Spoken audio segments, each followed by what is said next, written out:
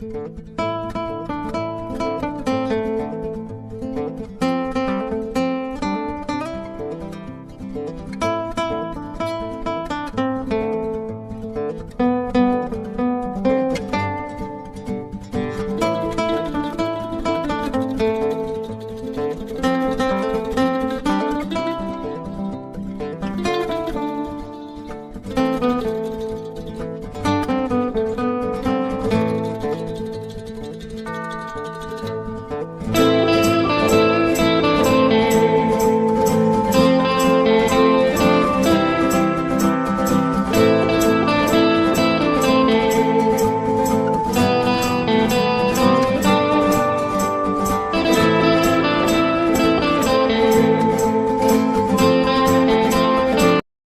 ayun mga master ko, ngayon 9:30 ng umaga, mainit. Papunta kami ngayon ng lupa namin kasi anihan na ngayon, March 18. So kasama ko si Papa, yan, tsaka si Rocky. Nandun na si Rocky, bumaba na si Rocky boy. Yan, ito yung mga master ko, yung ayan, yung irrigation. Ano ba kami ng tubig kasi mainit. Mapapalaba kami ng buhat ni Rocky rito. Babalik kami sa pagmamaw. Medyo marami-rami doon sa ako hakutin. Yung balik kami mga master ko. Ayun si Rocky boy.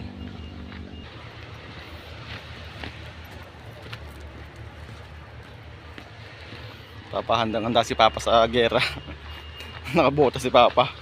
Nakamalupit na camouflage na long sleeve. Balik kami mga master ko.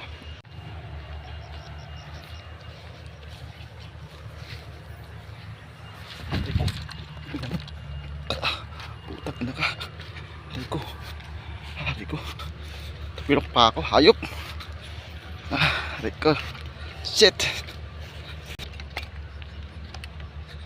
Ayun mga master ko, yung bahay niya, bahay yun nung dati namin pinuntahan, si Ate Angie, yung teacher. Tapos ito kami, papunta kami dito sa gilid. Niiwaan na ako.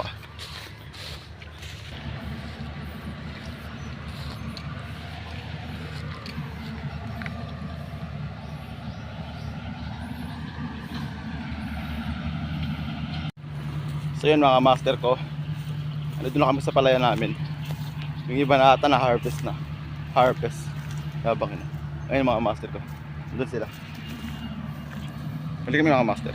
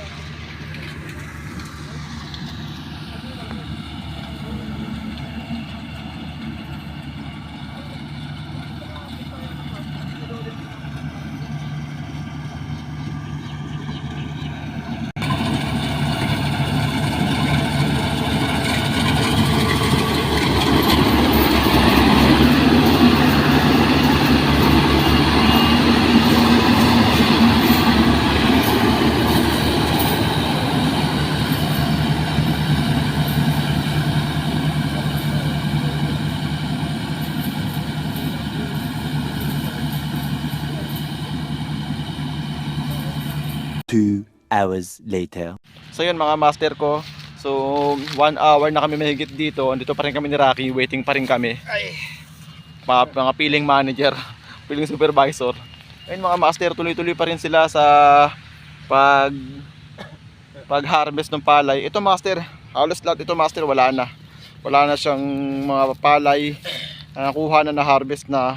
Ito yung lupa namin mga master ko. Thanks God ulit na nasa 80% ng isang hektarya master. Ito yung lupa namin na kining na sinasaka. Sobrang thankful na meron kami sarili bigas, palabigasan. Ayun mga master ko. Tuloy-tuloy pa rin sila. Siguro mga master ko, ilang piraso na lang yung sako na i-harvest nila papunta rin sa may taas nung kanina pinanggalingan namin. So ngayon, bibilangan natin mamaya mga master ko kung ilang sakong kinita ng itong lupa na to na sa amin. Pero babawasan pa itong mga master kasi hindi naman kami nagtrabaho dito eh. Hindi rin kami nag-provide ng pera para dito. So yung kikitain nito mga master ko, hindi sa amin lahat mapupunta. Next na namin ito makukuha lahat pag nagtaniman na ulit sa June. Bili kami mga master ko.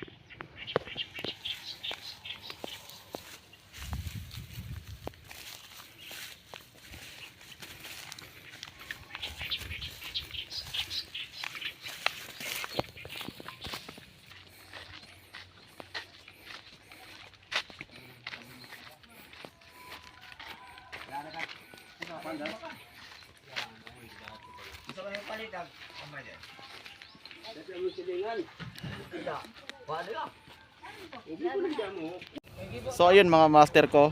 Bali ito na yung mga naanim mga palay mga master. Marami-rami rin. So ngayon ibebenta na tong mga master ko. Ito lahat yung inani doon kanina sa may kaninang umaga. So yun yung truck. Doon i-deliver mga master. Doon namin iaakyat. Itong lahat na itong mga master. Yan. So meron ng buyer mga master ko taga sa amin dito sa Ate Adit. Yun. After nito mga master ko mag-banding kami rito. Papakita ko rin yung proseso ng pagbenta. Balik kami mga master ko.